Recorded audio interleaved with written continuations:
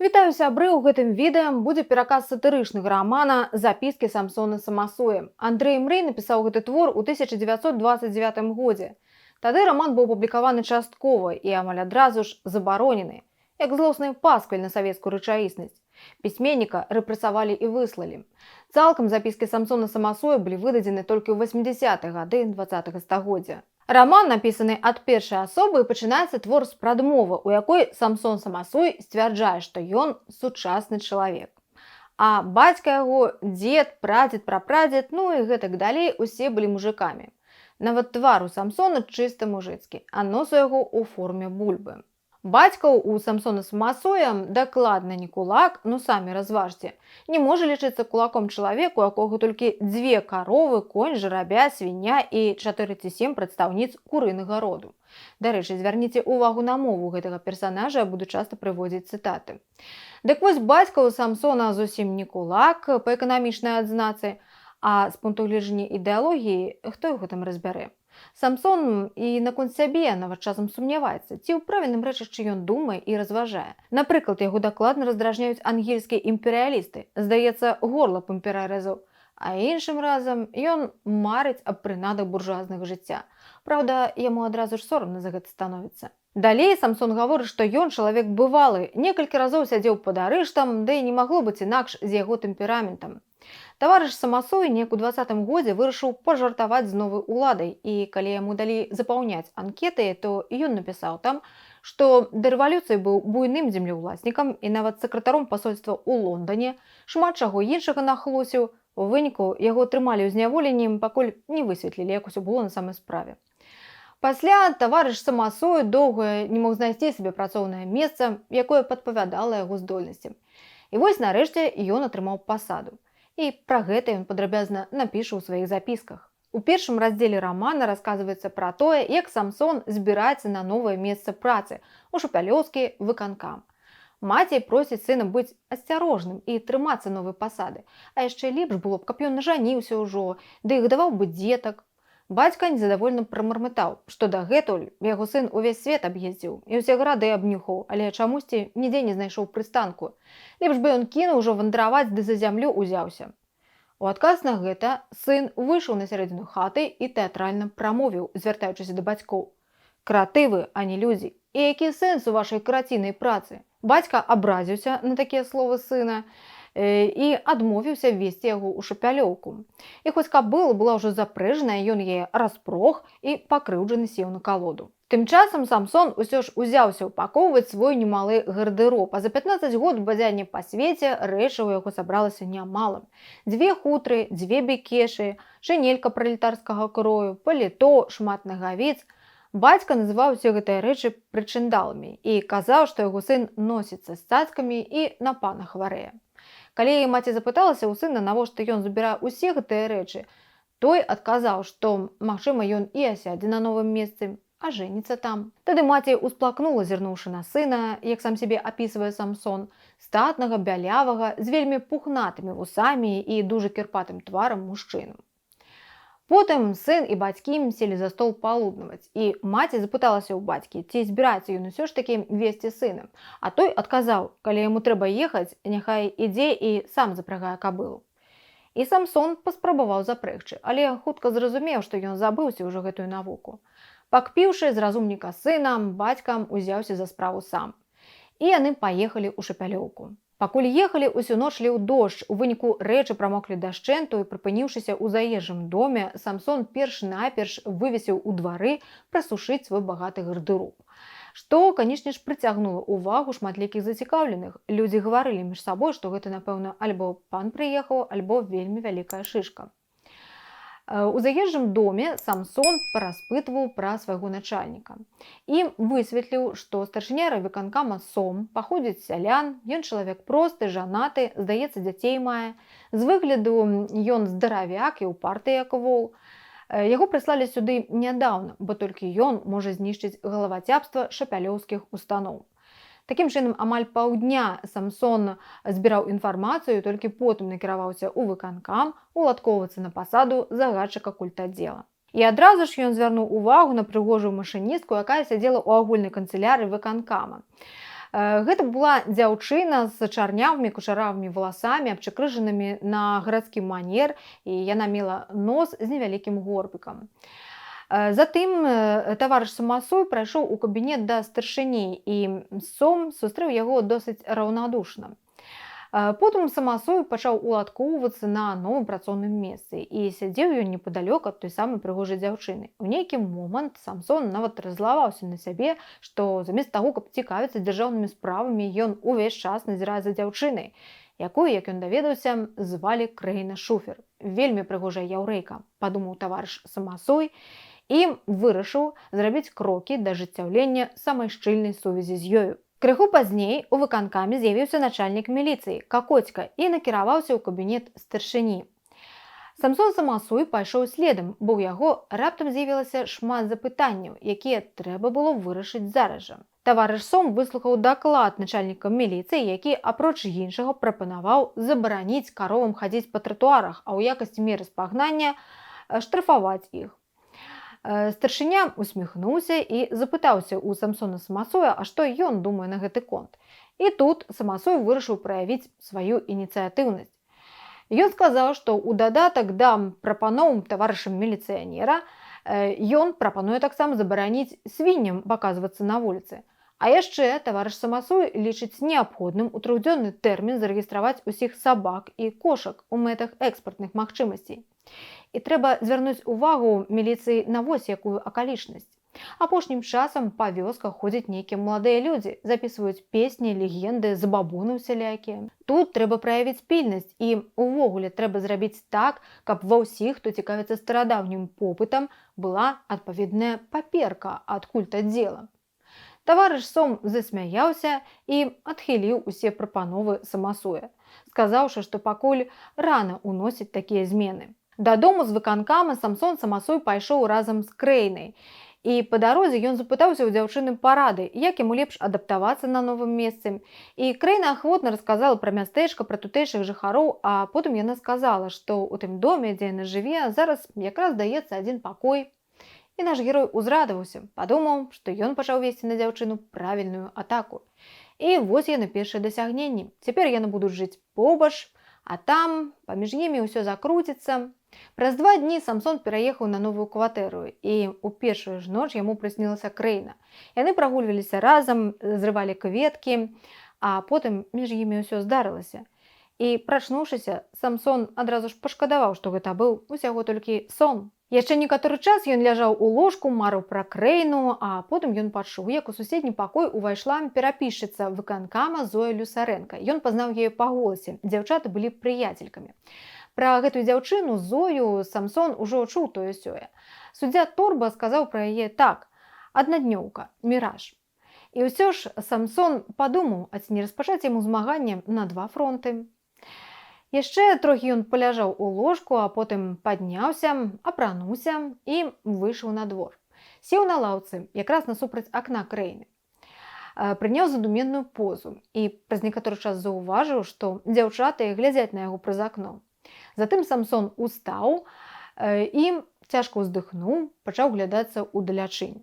Дзяўчаты засмяяліся, і ён прывітаўся з імі. Выпіўшы гарбаты, Самсон, Зоя і Крэйна накіраваліся ў выканкам. Па дарозе ім сустрэўся кіраўнік драмгуртка таварыш Шкулік Зісь. Гэта быў хударлявы, жвавы, з бліскучымі вачыма малады чалавек. Ён сказаў, што заўтра 1 траўня адбудзецца грандыёзная маёўка. Прызваў запісвацца на мерапрыемства. Складацца трэба было па 1 рублю. А затым Шкулік ушчыкнуў Крэйну, а тая мякка шлёпнула яму па патыліцы. Далучылася Зоя, і яны разам пачалі цягаць гэтага вельмі курчавага хлопца з валасы, а той хапаў іх за рукі і шчыпаў, дзе прыйдзецца. Так, рагочучы і штурхаючыся, яны дайшлі да выканкама. Самсон Самасой са злосцю паглядаў на гэтага вельмі кудлатага хлопца. Не спадабалася яму таксама і тое, як толькі што на вуліцы паводзіла сябе Крэйна, прымала ўдзел у бясчынствах, дыскрэдытавала савецкага працаўніка. А вечарам таго ж дня адбыўся урачысты сход прафсаюзаў, і Самсон Самасой апынуўся ў прэзідыуме, таму што яго кандыдатуру прапанавала Крэйна. Пакуль гаварылі дакладчыкі, Самсон паглядаў на Крэйну, і ён заўважыў, што побач з ёй сеў бухгалтар выканкама Лін. Лін быў прыблізна такіх жа гадоў, як і Самсон, з шэра-блакітнымі вільготнымі вачыма і ружовым тварам. І штосьці падказвала Самсону, што гэты індывід, палюючы на чароўных мяшчаначак, напэўна, не раз дасягаў поспеху. І вось цяпер ён сядзеў побач з Крэйнай і штосьці мілосна ёй напяваў. Калі завяршылася афіцыйная частка мерапрыемства, Крэйна непрыкметна знікла. І крыху пазней Самсон падслухаў на вуліцы размову бухгалтара з Крэйнай. Лін гаварыў дзяўчыне кампліменты і амаль што прызнаваўся ёй у каханні, на што Крэйна нагадала яму, што ён усё ж такі жанаты і мае 3 з паловай дзяцей. Лін сказаў, што зараз яго жонкі няма, паехала да маці, і запрасіў дзяўчыну да сябе. Крэйна спачатку нібыта пагадзілася, а потым яна сказала, што пашукае лепшага, развярнулася і пайшла. На наступны дзень Крэйна і Зоя пачалі рыхтавацца да маёўкі з самага ранку. Яны гатавалі закуску і нават на першамайскую дэманстрацыю не пайшлі. А вось Самсон Самасой пайшоў у першых шэрагах і нават выступіў на мітынгу з прывітальнай прамовай. Выглядаў ён, па яго словах, бліскуча. Быў апрануты ў белую шаўковую кашулю, а замест гальштука ён павязаў шырокім бантам чырвоную шаўковую стужку. Ён з захапленнем усіх вітаў, яго грудзі шырока раздзімаліся, думкі шпарка варушыліся ў галаве. Выдзеленых на прамову 5 хвілін яму не хапіла, і Самасоя вымушаны былі прыпыніць, падаслаўшы да яго піянера з папярэджаннем. Удзельнікі маёўкі сабраліся ў мясцовай школе, а 3 гадзіне прыйшлі з рознымі клункамі і пакункамі, якімі потым нагрузілі мужчын, і толькі Самсону пашчасціла, Крэйна ўручыла яму ўсяго адну невялікую торбачку. Таварыш Сом адмовіўся ад удзелу ў маёўцы, сказаў, што ён выязджае на вёску. Уся кампанія накіравалася ў глухі прыгожы лес каля рэчкі. Па дарозе Самсон не адыходзіўся ад Крэйны, і ў нейкі момант іх дагнаў загадчык народнага дома Ягор Гарачы. Ён лічыўся мясцовым паэтам, і яго часта называлі Пушкін-зонам. Гарачы пачаў круціцца каля Крэйны, дэкламаваць ёй вершы, і гэта крыху раздражняла Самсона. Затым Самасой у сваіх запісках пералічвае удзельнікаў маёўкі. У кампаніі былі заўзятыя шахматысты, настаўнікі Гыль і Юрлік, вучоныя маскоўцы Курыца і Курапата, тэлефаніст Цвердзялюк, суддзя Торба і іншыя. Пра суддзю Торбу Самасой расказвае крыху падрабязней. Знешне гэты чалавек ствараў уражанне справядлівага і сур'ёзнага, але ў той жа час ён быў вясёлы чалавек, здольны на ўсялякія дзівацтвы і ўвогуле нявытрыманы індывід. Суддзю Торбу Самасой у сваіх запісках часта называе філосафам, таму што ён любіў выкарыстоўваць у размове прыказкі на розныя жыццёвыя тэмы. Ні сям'і, ні маёмасці ў Торбы ніколі не было, але і адзіноцтва ён не пераносіў як хваробы. Як толькі прыйшлі на месца, усе пачалі піць і есці, мужчыны шмат пілі гарэлкі і нейкай цягучай настойкі. Пасля 2-3 шклянак гэтай настойкі у Самсона з'явілася жаданне прыхіліцца да пляча Крэйны і замацаваць уладу над ёй моцнымі пякучымі пацалункамі. Торб заўважыў, што Самасой закахаўся ў Крэйну, і ён папярэдзіў яго. Нічога ў цябе, брат, не атрымаецца, дабіцца ад яе чаго-небудзь, гэта справа доўгая, як макарон. Пасля таго, як усе напіліся і наеліся, людзі пачалі групкамі разыходзіцца па лесе. Настаўнікі Гыль і Юрлік засталіся тут, дасталі шахматы і пачалі гуляць, а Самсон прапанаваў Крэйне пайсці праветрыцца па лесе. Яны адышліся, селі на курган, і Самсон прызнаўся, што закахаўся ў дзяўчыну. І ў яго каляндарным плане на сёння значыцца 2 нявінныя пацалункі ад яе. Ён паспрабаваў пацалаваць Крэйну, але яна яго адштурхнула і пайшла. Затым Самсон далучыўся да групкі, у якой паміж маскоўцамі і настаўнікам Мамонам вялася спрэчка аб нейкім мандызме. І Самсон далучыўся да гэтай спрэчкі, таму што ён увогуле спрачаецца толькі тады, калі чаго-небудзь не разумее. І ён заняў пазіцыю супрацьлеглую той, на якой стаялі Курыца і Курапата. Самсон выказаў думку, што ўсе гэтыя ідэі нам не патрэбныя, бо ўсё гэта атрута прадажніцкай капіталістычнай прэсы. Самасуе падтрымаў вінны кантралёр Бурчайла. І ён сказаў, што увогуле заўсёды чытае толькі тыя кніжкі, на якіх ёсць лозунг «Пралетарыі, злучайцеся». Ужо цямнела, і Самсон пачаў шукаць краіну, бо ён цвёрда вырашыў разам з ёй вяртацца дадому. Ён думаў, што, напэўна, цяпер трэба неяк больш мякка падысці да дзяўчыны, змяніць тактыку. Можа, ён паскардзіцца ёй на сваю гаротную адзіноту, глядзіш, яна і пашкадуе яго. Думаючы так, Самсон ішоў лесам над рэчкай, пакуль не выйшаў да нейкага старога гарадзішча. І там ён заўважыў краіну і Ліна. Яны стаялі разам каля сасны. І адкуль узяўся гэты Лін? Яго ж не было на маёўцы. Тады Самсон падышоў бліжэй да парачкі і гучна сказаў: «А, і таварыш Вокунь тут». Затым краіна і Лін зніклі, а Самсон сумна падумаў, што ён папаўся ў кіпцюры прыгажуні-авантурніцы. А далей былі 2 дні апаты, пасля чаго Самсон самасой вырашыў, што трэба ўсё ж такі вяртацца да жыцця і займацца справамі. Ён жа галоўны рычаг культуры ў раёне, і ў яго абавязкі вельмі складаныя. І ён не толькі загадвае культ аддзелам і дзейнасцю 80 настаўнікаў у раёне. У яго шмат іншых функцый і абавязкаў. Самсон самасой быў раённым інспектарам працы, сябрам райвыканкама, старшынёй таварыстваў «Няхай гадуюцца дзеткі» і «Прэч свядомасць», сябрам іншых дзіўных таварыстваў і нават сябрам жаночай камісіі райвыканкама. І гэта яшчэ не поўны спіс. А да таго ж самасоя нядаўна запісалі ганаровым пажарнікам і ўключылі ў саюз паляўнічых. І Самсон упарта і самааддана ўзяўся за працу. У адзін дзень ён наведаў прафбюро, аграпункт і жылнаддзел і паралельна завітаў на тэлефонную станцыю, каб патэлефанаваць краіне. Аднак тэлефаніст Свердзялюк чамусьці адчыніў яму не адразу. Якраз у той момант, калі Самсон размаўляў па тэлефоне, дзверы шафы адчыніліся, і адтуль выскачыла перапалоханая дзяўчына, і маланкай кінулася за дзверы. Самсон сказаў Свердзялюку, што ён будзе скардзіцца таварышу Сому. На што Свердзялюк адказаў: «Калі ласка, старшыня і сам мастак, адной жонкі яму мала». А вярнуўшыся дадому ў гэты дзень, Самсон ля самай кватэры заўважыў Ліна. Ён пра нешта ажыўлена размаўляў з краінай. А далей цэлых 3 тыдні ў таварыша самасоя ні хвілінкі вольна не было. Ён выязджаў на раён і толькі ў 2 школах прызнаў працу здавальняючы, бо толькі ў гэтых школах вучні змаглі адказаць на пытанне, хто кіруе асветай у раёне. Самасой праводзіў таксама шматлікія сходы сялян. І ён заўсёды стараўся гаварыць агульнымі фразамі, звычайна яго слухалі моўчкі і уважліва, праўда, былі адзінкавыя непрыемныя выпадкі. Напрыклад, адзін селянін, нахабна гледзячы самасою ў вочы, сказаў, што ён гаворыць на нейкай птушынай мове, нічога не зразумела. І калі гэтага селяніна пачалі падтрымліваць і іншыя, самасой прыгразіў, што арыштуе скулочніка. Гэта падзейнічала. А ў іншай вёсцы знайшоўся гарлапан, які прапанаваў не таўчы ваду ў ступе, а адрамантаваць лепш масты і школы. Яшчэ ў адной вёсцы самасою увогуле далі зразумець, што ў яго розуму бракуе. А потым неяк прыйшоў да Самсона настаўнік Мамон і пачаў пераконваць у неабходнасці канфіскаваць у грамадзян старажытныя рэчы. Была разгорнута вялікая кампанія па вышуку гістарычных каштоўнасцей. Прайшлі шматлікія ператрусы. І гэта выклікала масавае народнае абурэнне. Да таго ж самасой і Мамон пачалі дапамагаць аднаму маскоўскаму мастаку, які хацеў вывесці з гэтага краю царкоўныя абразы. Па словах мастака, гэтыя абразы мелі ўсесаюзнае значэнне, а таму павінны былі знаходзіцца ў Маскве. У выніку фанатычна настроеныя жанчыны ледзьве не пабілі самасоя з-за гэтых абразоў.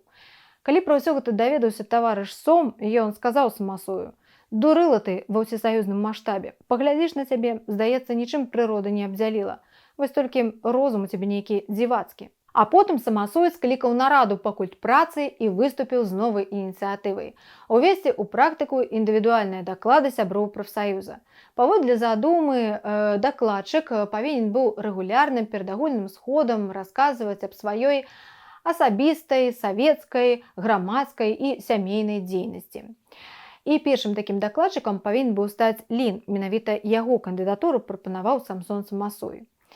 І пасля таго, як Лін выступіў з дакладам, самасой звярнуўся да яго з шэрагам пытанняў.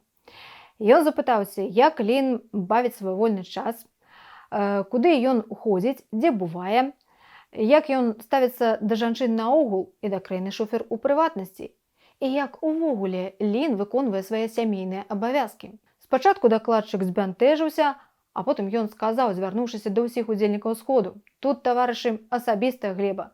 Самсон Самасой закахаўся ў краіну».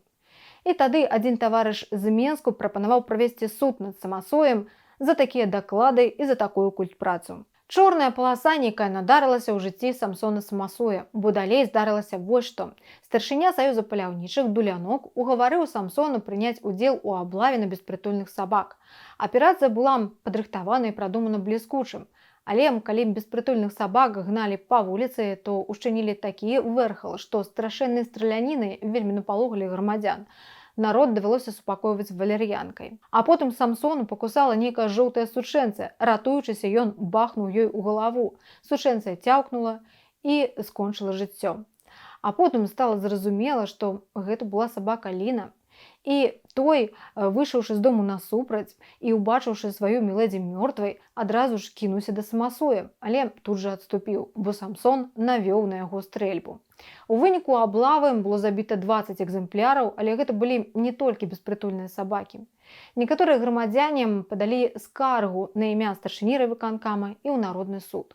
Таварыш Сом быў зноў незадаволены Самасоем. Лін потым на дзень па некалькі разоў расказваў пра смерць сваёй мілэдзі, а краіна перастала размаўляць з Самасоем. Самсон дрэнна спаў, а калі засынаў, то яму снілася краіна. І вось аднойчы падчас такой бяссоннай ночы Самсон вырашыў паназіраць за тым, як праходзяць вучэнні пажарнікаў. А пажарнікі якраз у гэты момант збіраліся правесці паказальнае тушэнне дома. І Самсон падказаў ім пад'ехаць да дома, у якім жыў Лін. Ён запэўніў пажарнікаў, што ў гэтым доме ніхто не жыве, толькі адзін чалавек, і той ён знаходзіцца ў самым заднім кутку і, напэўна, нічога не пачуе. Пажарнікі пачалі ліць ваду на дах дома. І тут пачуўся жаночы крык з дома. І Самсон падумаў, што гэта крычыць краіна. Ён страціў кантроль над сабой, схапіў шланг і пачаў ліць ваду на сенцы, на вокны. Насамрэч гэта крычала жонка Ліны, якая нядаўна вярнулася. І калі з дому паказаўся сам Лін, Самсон абліў яго вадой з ног да галавы. Пасля гэтага здарэння таварыш Сом пачаў шукаць прыстойную прычыну, каб звольніць праблемнага працаўніка. А Самсон Самасой з гора пачаў думаць, ці не кінуць яму ўсю гэтую культпрацу і ці не заняцца зямлёй. А далей пачынаецца другі скрутак, так называецца працяг запісак Самсона Самасоя. І Самсон піша, што цяпер ён з'яўляецца даволі прыкметным працаўніком акруговага маштабу. Так што, як кажа філосаф Торба, жыў чалавек, жыве яго вантрова. Увогуле, суддзя Торба адзін з тых людзей, якія аказалі значны ўплыў на Самсона Самасоя.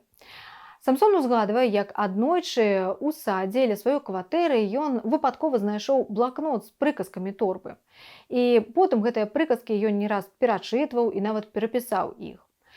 Яшчэ адзін чалавек, які аказаў значны ўплыў на фармаванне мастацкіх пачуццяў Самсона, гэта паэт Гарачы і яго творы ў стылі рэвалюцыйнага трубадурства.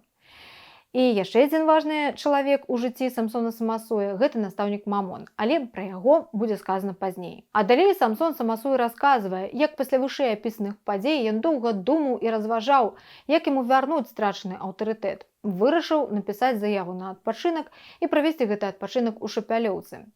Потым Самсон вырашыў напісаць яшчэ адну заяву на ўступленне ў партыю.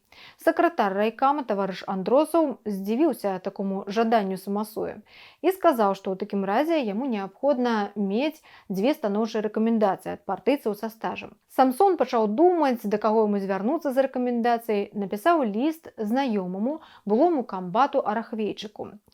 І атрымаў адказ, у якім Арахвейчык пісаў, што Самасой атрымаецца дрэнны камуніст. Адным словам, Арахвейчык адмовіў Самасою ў рэкамендацыі. Але Самсон вырашыў не здавацца, і ён пачаў рэгулярна наведвацца на сходы партыі. І ён праяўляў надзвычайную актыўнасць. Пасля кожнага даклада ён задаваў вельмі шмат пытанняў. У гэты ж час таварыш Сом паехаў на курорт, а Самсон Самасой бліжэй пазнаёміўся з яго жонкай, пачаў наведвацца да яе штовечар. Там жа ён сустрэўся і з жонкай Ліна, Надзеяй, якая расказала, як аднойчы на вуліцы сустрэла свайго мужа разам з краінай і не стрымалася. Дала яму поўху, а яе адцягала за валасы. Пасля гэтага Лін з'ехаў на сваю бацькаўшчыну, а неўзабаве ён прыслаў жонцы тэлеграму. Сумеснае жыццё немагчыма, не шукай мяне, дай супакой. Пасля таго, як Лін з'ехаў, Крейна засумавала і нават пачала размаўляць з Самсонам. А начамі Самасой разам з Мамонам абмяркоўваў, як палепшыць культ працу ў Шапялёўцы. Пастанавілі зладзіць сонечную кампанію, якая павінна была стаць першым этапам фізкультурнага выхавання насельніцтва. Ініцыятыву з радасцю падтрымала моладзь. І Самсон разам з камсамольцамі і піянерамі-пераросткамі цэлымі днямі тоўкся ля рэчкі. Патапталі сенажаці і пасевы, але што зробіш, рэвалюцыя немагчыма без ахвяраў. Так думаў Самсон. Але сяляне, відаць, думалі інакш. І яны зладзілі ля рэчкі мітынг пратэсту, патрабавалі, каб арганізатар гэтага несусветнага глупства сплаціў ім за нанесеную шкоду. У выніку на шапялёўскую арганізацыю чырвонаскурых падалі ў суд. Але гэта не напужала Самасоя, і ён не спыніў сонечную кампанію. Затое яе спынілі дажджы. І вось аднойчы такім дажджлівым днём Самсон завітаў да тэлефаніста Свердзялюка і неўзабаве з ім блізка сышоўся. Свердзялюк потым пазнаёміў Самсона з некалькімі дзяўчатамі, якія марылі аб моцным каханні. Адным вечарам Самсон сядзеў у тэлефонцы разам з настаўніцай Цыцохай і новай тэлефаністкай Мычкай. Загаварылі пра замужжа, пра дзяцей. Настаўніца сказала, што яна не збіраецца нараджаць дзяцей. Навошта, каб потым цэлае жыццё з імі вазёкацца? А тэлефаністка Мычка была іншага пункту гледжання. Яна хацела нарадзіць дзіця, а вось выходзіць замуж яна не збіралася. І тады Самсон, смеючыся, сказаў: «Ну, дык у чым справа, калі ласка». Ён зарагатаў са свайго жарту, а тэлефаністка Мычка абразілася. І яна падала скаргу ў правбюро на Самсона за тое, што ён яе зняважыў.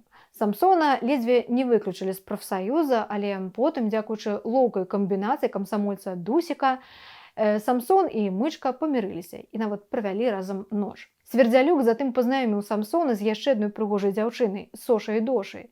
Але з ёй трэба было трымаць сябе асцярожна, таму што на яе меў планы сакратар райкама. Нечакана ў жыцці Самсона здарылася драма зусім іншага характару. Гаспадыня, у якой ён кватараваў, прыгатавала аднойчы нейкую рыбу, якой Самсон, відаць, з'еў зашмат.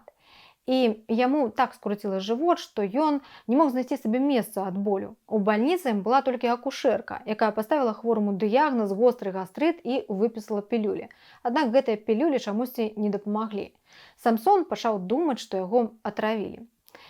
Затым нейкі знаёмы селянін прынёс Самсону лекавыя грыбы, але гэтыя грыбы не дапамаглі.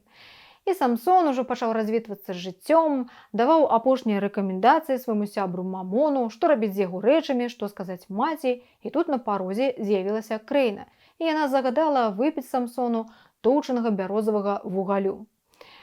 Праз некалькі хвілін боль адступіў, і Самсон плакаў ад радасці і цалаваў калені Крейны. А затым Самсон накіраваўся ў акруговы горад за інструкцыямі перад новым навучальным годам.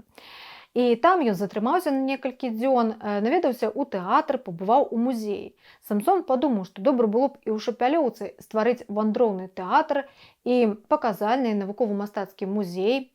У гэтым горадзе ён нечакана сустрэў Крейну, якая сказала, што да цёткі ў госці прыехала. І Крейна нарэшце адказала Самсону ўзаемнасцю. Самасой збіраўся яшчэ некалькі дзён пабыць у горадзе, каб востра перажыць усё шчасце перамогі, але тут ён атрымаў прапанову ад таварыша Сома разам вярнуцца ў мястэчка, а старшыня райвыканкама якраз вяртаўся з курорта. І вось яны ехалі ў фурманцы, і Самасой старанна занатоўваў кожную думку старшыні. А потым ён сказаў таварышу Сому, што заяву ў партыю падаў. І старшыня яго пахваліў за тое, што Самсон нарэшце за розум узяўся. Вярнуўшыся ў Шапялёўку, Самасой звярнуў увагу на тое, што яму нібыта больш давяраць сталі на працы і ўвогуле ставіцца да яго цяпер як да шчырага працаўніка. Каб замацаваць сваё становішча, Самасой працягваў рэгулярна наведвацца да жонкі старшыні райвыканкама. Засмучала Самасоя толькі тое, што Крейна ад яго зноў неяк адасобілася, і ён хутка зразумеў, чаму. Аднойчы Самсон убачыў вечарам разам Сома і Крейну.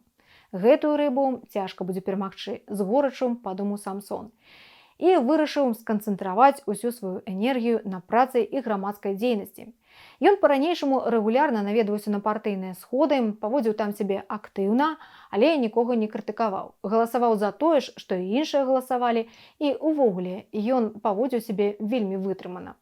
У выканкаме самасую давяралі праводзіць розныя ударныя мерапрыемствы, а начамі самасуй па-ранейшаму абмяркоўваў з мамонам, як далей праводзіць у Шапялёўцы культурную рэвалюцыю. Яны вырашылі, што неабходна Шапялёўку ўпрыгожыць лозунгамі і плакатамі, а назвы вуліц змяніць на больш гучныя, рэвалюцыйныя.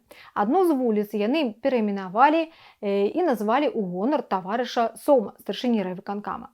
А калі самасуй выступіў з прапановай перайменаваць і Шапялёўку ў Сомск, тут ужо старшыня райвыканкама чамусьці азвярэў і пачаў пагражаць самасую звальненнем. А потым самасуй з мамонам распрацаваў грандыёзны план па арганізацыі музея. І яны пачалі збіраць экспанаты. Навезлі чарапкі і косткі першабытнага чалавека, розныя старажытныя рэчы. Гвалтам забралі ў адным кляштары мошчы святога Лындзія. І народ валам паваліў у Шапялёўскі дзяржаўны музей, які, між іншым, атрымаў імя таварыша Андросава, сакратара райкама партыі. Сцены і залы музея упрыгожвалі бюсты і партрэты шапялёўскіх адказных асоб, у тым ліку і Самсона Самасуя. А потым Самсон пачаў вазіць па вёсках шкілеты чалавека і малпы, такім чынам ён праводзіў асветніцкую кампанію. Падчас такіх паездак ён таксама чытаў газеты праз гучнагаварыцель сялянам. Сяляне, як толькі ўбачылі апарат, адразу сказалі, што лепш бы ім на тыя грошы малатарню купілі ці жнейку. Але праз 3 дні гучнагаварыцель ужо не працаваў. Гэтыя несвядомыя людзі з-за сваёй празмернай цікаўнасці папсавалі яго. Адным зімнім днём да самасуя звярнуліся камсамольцы, і яны папрасілі яго знайсці для іх новы будынак пад клуб. Самасуй запытаўся, а побач з якім будынкам знаходзіцца стары камсамольскі клуб, і маладыя людзі адказалі, што побач з хатай кулака. Самсон дазволіў камсамольцам выкурыць кулака з уласнай хаты, і будзе ім новае памяшканне пад клуб. Камсамольцы так і зрабілі. Але кулак знайшоў на іх управу, і з акругі прыйшла вымова на самасуя. Тым не менш, старшыня райвыканкама заступіўся за свайго працаўніка. Ён сказаў, што і такія людзі ім патрэбныя, часам дзірку якую заткнуць. Трэба проста ўзяць самасуя ў рукі, і тады з яго атрымаецца добрая прылада для знішчэння старога. Актыўная дзейнасць таварыша Самасуя на гэтым не спынілася, ён стаў ініцыятарам стварэння Шапялёўскага навуковага таварыства, члены якога правялі анкетаванне жыхароў мястэчка. А потым Самасуй правёў нараду, на якой было вырашана пачаць выдаваць насценную газету. Доўга спрачаліся наконт назвы гэтай газеты, і у выніку перамагла назва, прапанаваная Самасуем, пераможны кліч Шапялёўскага райвыканкама. У рэдкалегію увайшоў і Самасуй, і рэдагуючы газету усе карэспандэнцыі, у якіх было штосьці супраць таварыша Сома альбо супраць таварыша Самасуя, Самсон адразу ж накіроўваў у архіў. А вось крытычныя закіды супраць суддзі Торбы былі апублікаваны. Так вырашыла рэдкалегія. Хоць Самсон і быццам бы выступаў супраць, усё ж такі ён лічыўся прыяцелем Торбы. Аднак на таварыска-паказальным судзе, які быў зладжаны райкамам, менавіта Самсону Самасую даручылі выкрываць ідэалагічныя хістанні таварыша Торбы. І Самсон выступаў на гэтым судзе абвінаваўцам. І ён зачытваў з блакнота Торбы яго афарызмы і такім чынам паказваў, наколькі няправільная і шкодная філасофія ў Торбы. Крэйна выступала абаронцай Торбы, і яна сказала, што яго прыказкі гэта, па сутнасці, народныя прыказкі. Дык што ж, на суд прыцягнуць увесь народ? Але суд пастанавіў лічыць шкоднай і нявытрыманай дзейнасць таварыша Торбы, і яму была вынесена суровая вымова, а сяброўства паміж Самасуем і Торбай скончылася. Пасля суда над Торбай Самасуй адчуваў пякельную незадаволенасць, і каб пазбавіцца гэтага непрыемнага пачуцця, ён вырашыў актыўна заняцца публіцыстычнай і навуковай дзейнасцю. Напісаў адзін артыкул у цэнтральную газету, а ў Акадэмію навук адаслаў 3 трактаты. І адзін з гэтых трактатаў выклікаў асаблівую цікавасць у навуковых колах.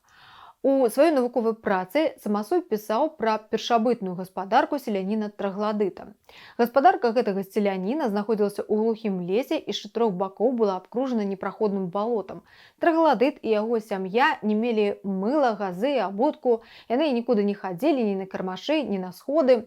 У канцы трактата Самасуй прапанаваў абвясціць гэтую гаспадарку музейна-паказальнай і нават стварыць там дзяржаўны заказнік, вадзіць туды экскурсіі.